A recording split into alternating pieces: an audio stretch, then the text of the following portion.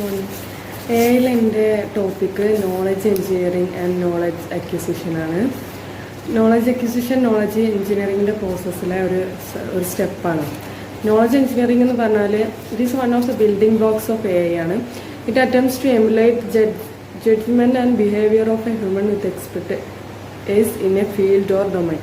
അങ്ങനെ നമ്മൾ ഒരു ഫീൽഡിൽ എക്സ്പേർട്ടായിട്ടുള്ള ഒരു ഹ്യൂമൻ്റെ മാതിരി ആവാൻ നോക്കുക. അതിൻ്റെ മാതിരി ജഡ്ജ് ചെയ്യാനും ബിഹേവ് ചെയ്യാനും ഒക്കെ കഴിയുന്നൊരു സിസ്റ്റം പോലെ അങ്ങനെ ആക്കി തീർക്കുന്നതിനാണ് നോളജ് എഞ്ചിനീയറിംഗ് എന്ന് പറയുന്നത്.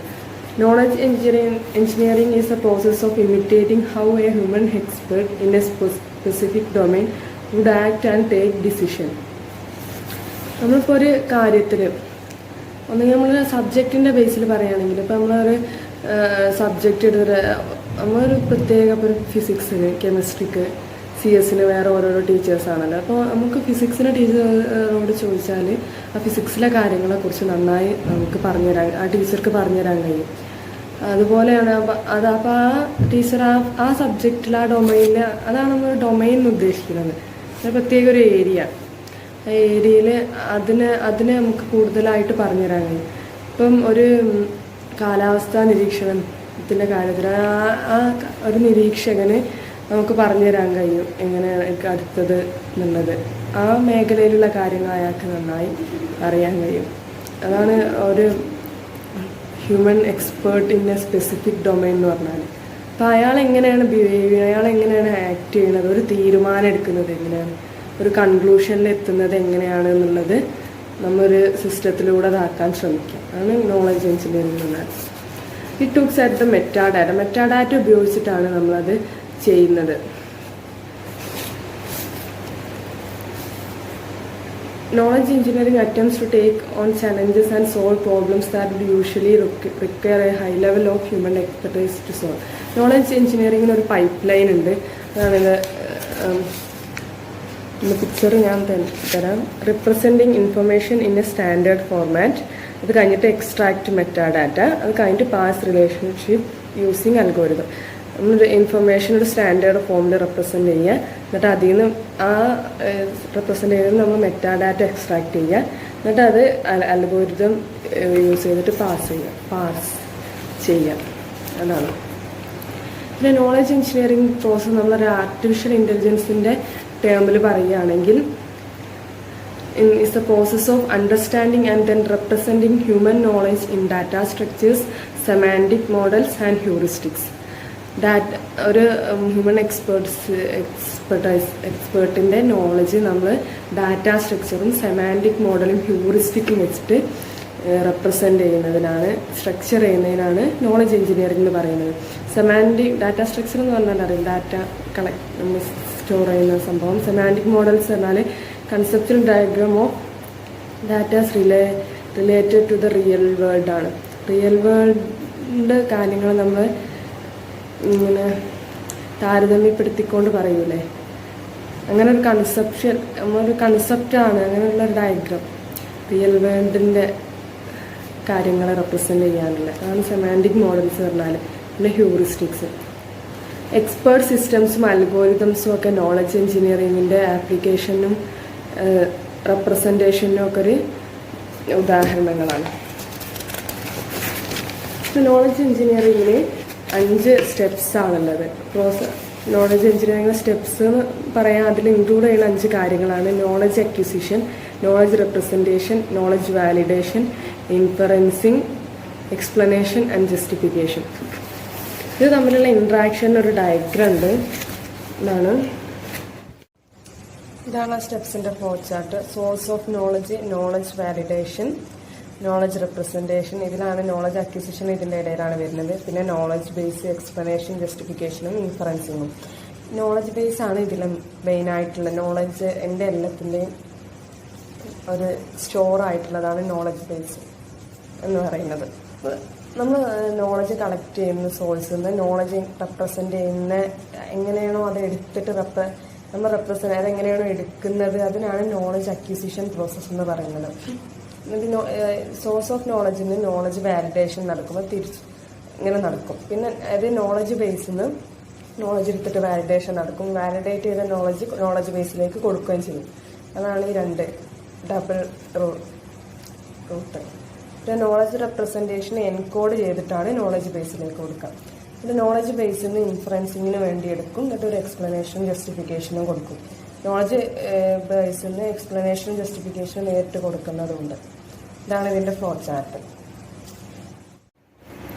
ഈ നോളജ് ബേസിൽ നമുക്ക് നോളജ് കിട്ടാൻ വേണ്ടിയിട്ട് semantic web, cloud computing, open data sets, ഇപ്പം എല്ലാം ഇങ്ങനത്തെ കുറേ സംവിധാനങ്ങളൊക്കെ നല്ല ഗുണം ചെയ്തിട്ടുണ്ട്. നല്ല knowledge in these advanced are crucial to knowledge engineering as the expertise data integration and evaluation. Data integration ഇവാലുവേഷനും ഈ മെത്തേഡ്സൊക്കെ നല്ല ക്രൂഷ്യലായിട്ടുള്ള ഒരു ഇതായിരുന്നു എന്നാണ് പറഞ്ഞത്.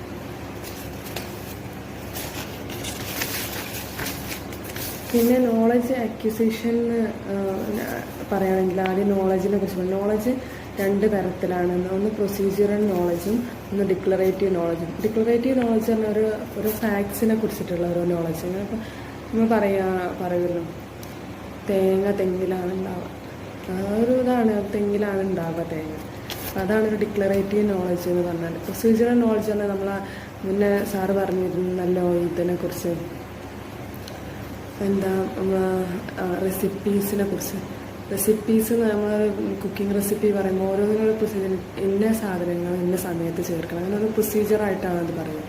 അതാണ് നിങ്ങൾ പ്രൊസീജിയറൽ നോളജ് പറഞ്ഞത്. അങ്ങനെ രണ്ട് ടൈപ്പ് ഇതാണുള്ളത്.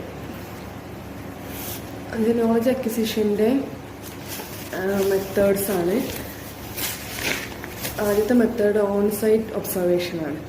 ഓൺ സൈറ്റ് ഒബ്സർവേഷൻ എന്ന് പറഞ്ഞാൽ നമ്മൾ which the expert solving real problems on the job, which അല്ല watch the expert solving real problems on the job എന്ന് പറഞ്ഞാൽ നമ്മളൊരു എക്സാമ്പിൾ വെച്ച് പറയുകയാണെങ്കിൽ, ഈ സീനിയർ ഡോക്ടേഴ്സിൻ്റെ കൂടെ നമ്മൾ പഠിക്കുന്ന മെഡിക്കൽ സ്റ്റുഡൻസ് പോലും ഒരു എക്സ്പേർട്ടായ ആളെ കൂടെ ചെന്നിട്ട് എന്താണ് പ്രോബ്ലം എന്ന് പഠിക്കുക, അതാണ് ലോജിക്ക് ഓൺ സൈറ്റ് ഒബ്സർവേഷൻ എന്ന് പറഞ്ഞ മെത്തേഡ്.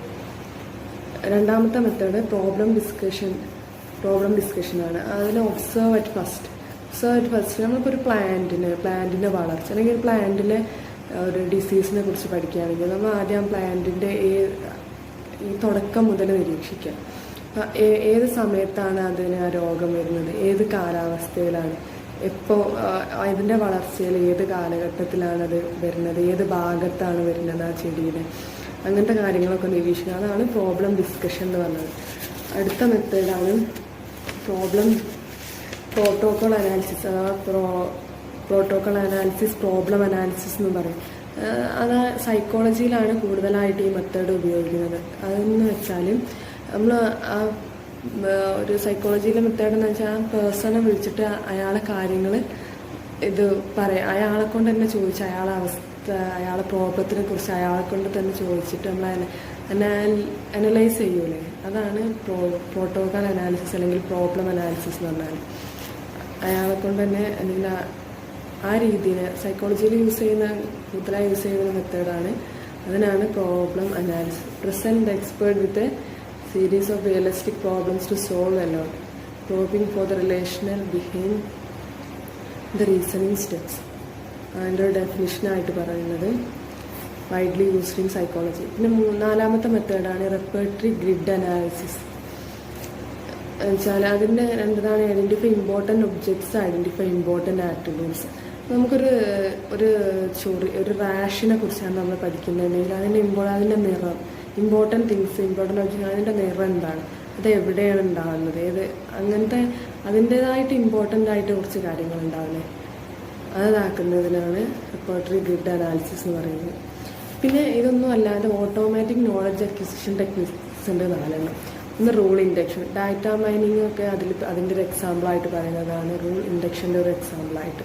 പിന്നെ ആർട്ടിഫിഷ്യൽ ന്യൂറൽ നെറ്റ്വർക്ക്, പിന്നെ case based reasoning, previous case നോക്കിയിട്ട് നമ്മൾ നോളജ് എടുക്കുന്നതിനാണ് കേസ് ബേസ്ഡ് റീസണിങ് എന്ന് പറയുന്നത്. പ്രീവിയസ് കേസും കൂടി നോക്കിയിട്ട് നോളജ് എടുക്കുന്നത്. പിന്നെ മോഡൽ ബേസ്ഡ് റീസണിങ്, അങ്ങനെ 4 മെത്തേഡാണ് ഓട്ടോമാറ്റിക് നോളജ് അക്വിസിഷനുള്ളത്. പിന്നെ നോളജ് അക്വിസിഷൻ്റെ സമയത്ത് നമുക്ക് വരുന്ന ഡിഫിക്കൽട്ടീസ് ആണ്. Difficulties of knowledge acquisition, difficulty in verbalising. നമ്മൾ ഡാറ്റ കളക്ട് ചെയ്യുമ്പം വെർബലൈസിങ്ങിന് വരുന്നത് റീസണിങ് പ്രോസസ് ടു ബോർഡായിരിക്കും. Use of combined knowledge, unaware of the individual steps taken to reach a solution. ഇതാണ് ഡിഫിക്കൽട്ടി ഓഫ് വെർബലൈസിങ്ങിൽ വരുന്നത്. ഫസ്റ്റ് ഡിഫിക്കൽട്ടിയിൽ വരുന്നത് നമ്മൾ ആ ഡാറ്റ കളക്ട് ചെയ്യുമ്പോൾ നമ്മൾ അത് ക്രോഡീകരിക്കാൻ വേണ്ടി നമ്മളത് പേപ്പറാക്കാൻ വേണ്ടി ചെയ്യുമ്പോൾ ഉണ്ടാകുന്ന difficulty. Difficulty means transferring into a machine. നമ്മളൊരു മെഷീനിലേക്ക് ട്രാൻസ്ഫർ ചെയ്യുമ്പോഴുള്ള ബുദ്ധിമുട്ട്. നമ്മൾ ചെയ്ത മെഷീൻ്റെ ലെവലും രണ്ടായിരിക്കും. അപ്പം നമ്മുടെ ഇതും അതിൽ വരുന്ന ഡിഫിക്കൽട്ടിയാണത്. പിന്നെ domain expert and willingness. Domain എക്സ്പേർട്സിൻ്റെ കയ്യിൽ നിന്നാണ് നമ്മൾ ഡാറ്റ കളക്ട് ചെയ്യൽ. അപ്പോൾ അത് ഡൊമൈൻ എക്സ്പേർട്സിന് അൺഅവൈലബിൾ ആയിരിക്കുക, അല്ലെങ്കിൽ അവർ അൺകോഓപ്പറേറ്റീവ് ആയിരിക്കുക. No knowledge of computers and expert system. Domain എക്സ്പേർട്സിന് കമ്പ്യൂട്ടേഴ്സിനെ കുറിച്ചും എക്സ്പേർട്ട് സിസ്റ്റത്തിനെ കുറിച്ചുമുള്ള അറിവില്ലാണ്ടിരിക്കും. ഇതൊക്കെയാണ്. Thank U.